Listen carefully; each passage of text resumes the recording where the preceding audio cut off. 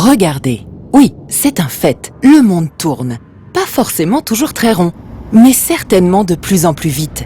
L'homme au milieu de tout ça, s'il crée les conditions de cette accélération, doit également y faire face. Faisons un petit point. Alors, au début, l'Homo sapiens, nomade et tribal. 190 000 ans plus tard, il progresse, se sédentarise et se structure.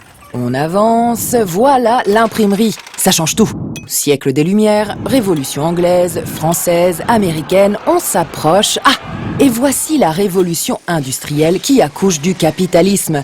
Puis début du XXe, l'homme domine son monde, ça s'organise. Ford, Taylor, on continue. Seconde Guerre mondiale, on reconstruit et relance la machine à consommer.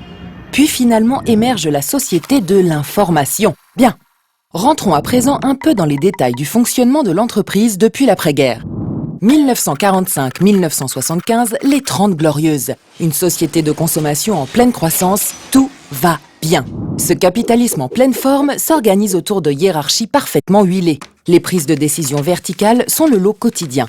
On prévoit, on planifie, on coordonne, mais surtout on fonce. L'innovation est un risque inutile. Ce sont les volumes qui créent la marge.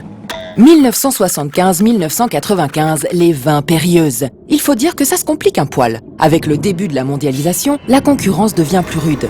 Pour être rentable, la différenciation devient une seconde manière de créer de la marge après les volumes. On innove fort pour se montrer et on capture ses clients. Et depuis 95, les haines capricieuses. Plus de croissance. Les ménages consomment moins. Le chômage augmente. La mondialisation fait mal. Aujourd'hui, l'homme moderne se réinvente chaque jour. Nous entrons dans une économie de l'accès ou de l'usage, alors que le XXe siècle était celui de la possession. Cela change tout. Nous consommons du virtuel et le fait d'être devient plus important que d'avoir. Internet permet aujourd'hui de toucher un public large et ciblé.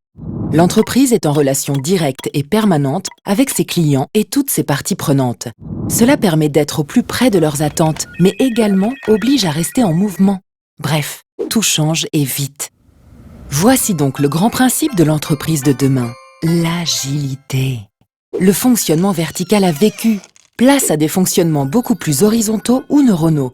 Les grandes entreprises se réorganisent en petites entités agiles. Surtout, il est impératif qu'elles communiquent entre elles et avec leurs interlocuteurs. Lorsqu'un changement de direction est décidé, paf, tout le monde se met en mouvement.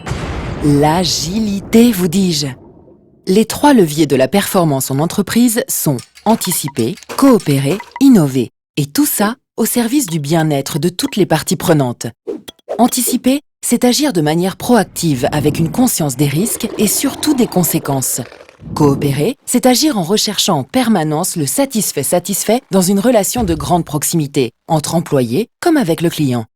Innover, c'est un état d'esprit, mais aussi un dosage. Je suis toujours prêt à innover et lorsque je le fais, j'innove juste ce qu'il faut pour rester pertinent.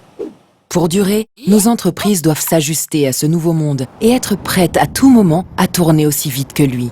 C'est ça, l'agilité en entreprise.